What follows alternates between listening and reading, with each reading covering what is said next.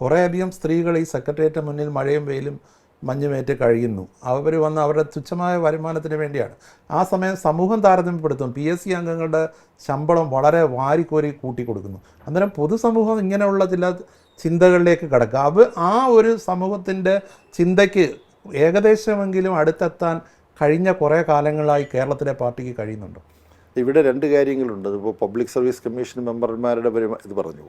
Public service commission മെമ്പർമാർക്ക് നൽകേണ്ട ശമ്പളവും മറ്റ് ആനുകൂല്യങ്ങളും ഡിസ്ട്രിക്റ്റ് ജഡ്ജിമാർക്ക് തുല്യമാണ് എന്ന ഒരു വ്യവസ്ഥ, നിയമം നിലവിലുണ്ട്.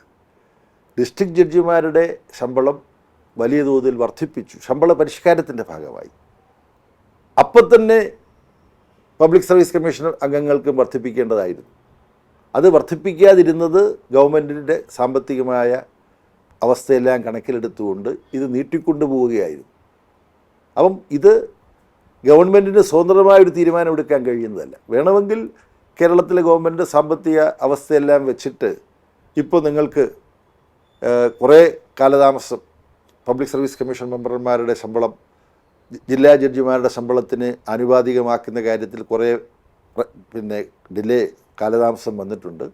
ഇപ്പോഴത്തെ സ്ഥിതി കണക്കിലെടുത്തുകൊണ്ട് ഉടനടി ഞങ്ങൾക്കത് വേണ്ട എന്ന് നിങ്ങളൊന്ന് സമ്മതിക്കുന്നത് നല്ലതാണെന്ന് പറഞ്ഞിട്ട് വേണമെങ്കിൽ അത് വീണ്ടും നീട്ടാമായിരുന്നോ ഇല്ലയോ എന്നൊക്കെ ഉള്ളത് വേറെ പ്രശ്നമാണ്. പക്ഷേ ഇതിനെ ബന്ധപ്പെടുത്തുന്നത് ഒറ്റനോട്ടത്തിൽ ശരിയാണെന്ന് തോന്നുമെങ്കിൽ അവർക്കിത് ചെയ്തിട്ട് ഇവർക്കെന്താ, ഇവരുടെ ഇത് മാറ്റാൻ സംസ്ഥാന ഗവൺമെൻറ്റിന് അധികാരമില്ല.